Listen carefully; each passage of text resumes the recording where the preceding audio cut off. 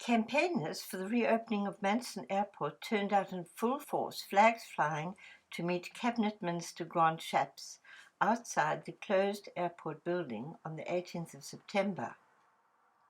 The airport has a proud history, from Spitfires and Hurricanes serving during World War II to British Airways A380 Super Jumbo for training pilots last year, thanks to the very long runway.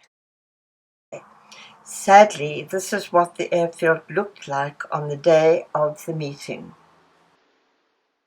Before mingling with the campaigners and responding to interviews, Grant Shapps thanked Johnston, leader of Thanet District Council, for inviting him and said how much he appreciated being there.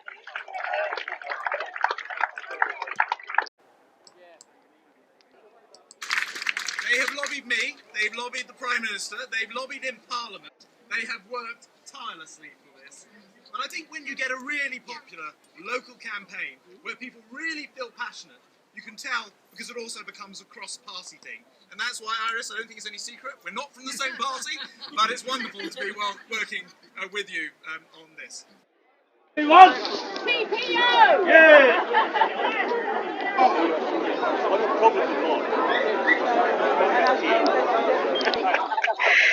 Will you have any influence over current owners and owners? Well, there's a process that would have to take place. That's a legal process. It's not something the government can actually, but it still means that actually I hope that, knowing that the government is there, is standing by local people, that the local council, a fairly small district council in Thanet, is standing shoulder to shoulder with their two local MPs, Roger Gale and Laura Sandys. The leader of the council I've met this morning, Johnston, she's there, cross-party, cross-community, fighting for one thing, Manston Airport. There are some that would say it doesn't mean what it says. Why are you doing it? Well, look, if we have ambitions to make sure that this country can compete in the world, then one of the things you need to be able to do is export and import. That requires ports. You can, of course, do a certain amount of that with seaports. I wouldn't be here if this wasn't what local people were saying. I'm here because the MPs raised it in Parliament, the Prime Minister's given it his backing, and as a Cabinet member, I wanted to give it my backing too. Thank you. Very much in our hands on the compulsory purchase side. The owner still owns the site. We have a lot of work to do. It's wonderful to see him here, and it's amazing to see, as usual, the Save Manston campaigners and supporters of Manston. I know from previous experience with the Dream Shapps started in 2010.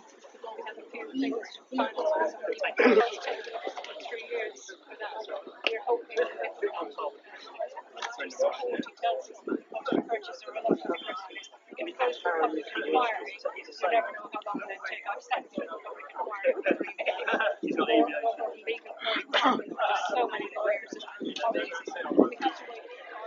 Good afternoon. Why are you here? Because I worked at Manston for 2 months short of 30 years. Oh, my. And I supported it during the war. Even my father brought me over here at times during the war. Tell me about the war years. We lived in Herne Bay, and I can remember very clearly seeing the Doodlebugs flying over, the Spitfires chasing them, very often shooting them down at the end of it. Oh, right. And what is your name? John Sherwell. Lovely. I'm from Darwin Court, where we all go like waiting for God. You're also from South Africa. Yes, I am. Yes, I am. And if the airport had been open, my grandson would have come in here to get to Winchester, visiting me first. Okay, well, lovely chatting to you. The South African pilots who took part in the Battle of Britain are commemorated in the Memorial Gardens at the Spitfire Museum and within the museum itself, where Squadron 222 from Natal, where I was born, are commemorated and their service during the Battle of Britain recognised.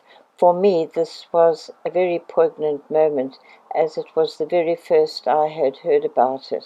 This epitaph to Donald Lincoln is not to be in vain. We will soon, we hope, see aeroplanes using this runway again.